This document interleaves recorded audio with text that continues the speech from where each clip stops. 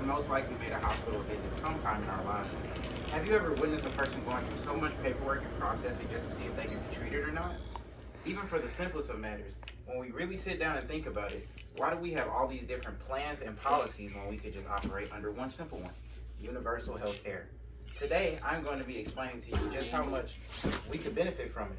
My mother worked in a hospital emergency room for years when I was younger. To this day, I still remember how long it would take just to have some people prepared to be seen. Some of those people even had mild to serious injuries, but still had to ensure that their care would be covered first. Through my own experience and research, I would like to spread information on why we should all support universal health care.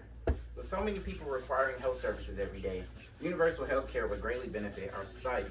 For example, think of the elderly who are forced to take care of themselves and are unable to get insurance and the necessary services that they need. Some people will even argue that they should find some health care plan that works with their current financial situation or circumstances. But we should also think of ourselves in that situation. How would you feel if a relative of yours was refused treatment because their plan did not cover the service that they need? The services provided by universal health care will benefit everyone of all ages. On the Pan American Health Organization's website, it states, on average, about 1/3 of people in countries of the Americas reported foregoing needed care due to multiple access barriers.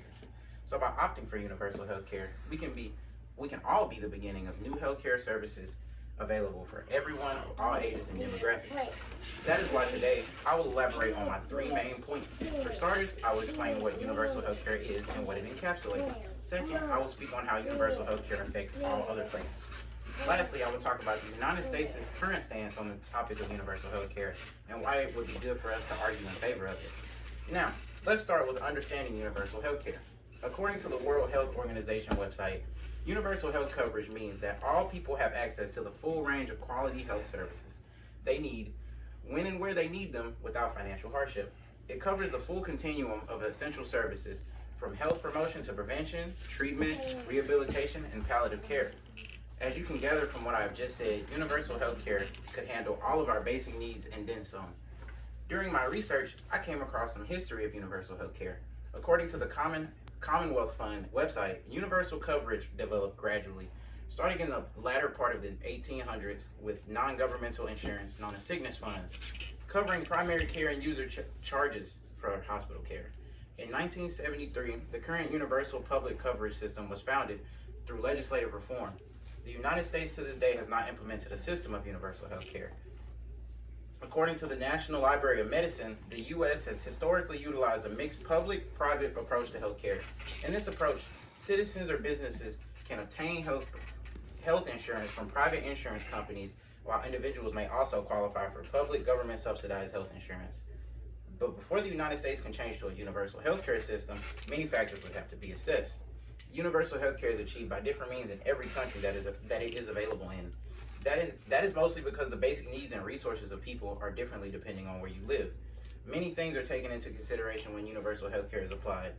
Those things include how large and properly equipped is the medical workforce, and if all parts of the society contribute to addressing the environmental and socioeconomic factors that affect health and well-being.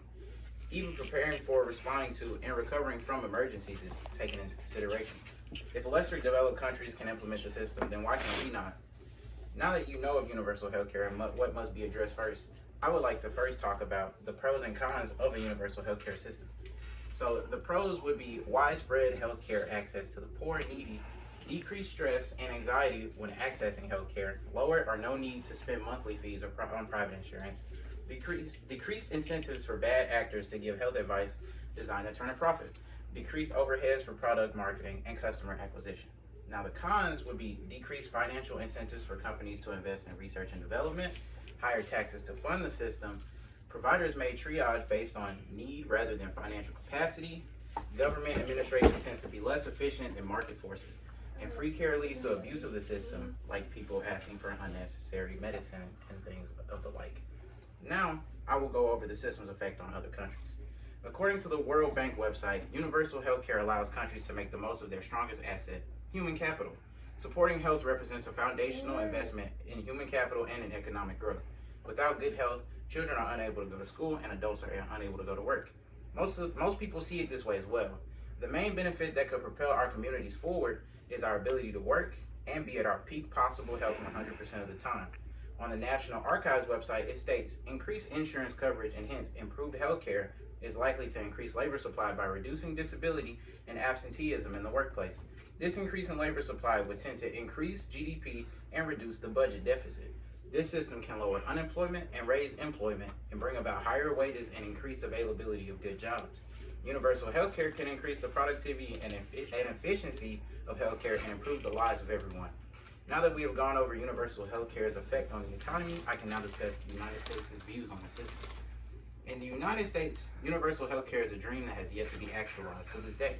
The closest thing that we have to that system is the Affordable Care Act. But with the ACA and other programs, the United States has gotten closer to universal health care than ever before. An article on Vox says, the country is inching towards universal coverage. If everyone who qualified for either the ACA's financial assistance or its Medicaid expansion were successfully enrolled in the program, we could get closer still. More than half of the uninsured are technically eligible for government health care aid. In the same article, it states, today, 10 states have an uninsured rate below 5%, which does indicate that the United States is making sure progress towards the dream, even if one step at a time. This is a sign that the United States does not even require a complete federal health care reform. Even at its current state, the number of uninsured is being reduced to amazingly low numbers. With so many things that can change in a year, we have no clue what can be improved upon in our society. So in seeing that the United States is trying hard to make healthcare as affordable as possible, I suggest that everyone should opt in for the system of universal healthcare as well. In conclusion, I would like to say, society would greatly benefit from and improve the life of its residents if we were to adopt a universal healthcare system. Universal healthcare is a system in which all residents are assured access to healthcare. We have also gone over what change the system would bring about for its implementation and how other countries manage it. I have also explained how the United States has tried to address the issue and where they stand on the matter as of today. By opting for universal healthcare in the United States, we can bring about a new age of productivity and well-being in our country.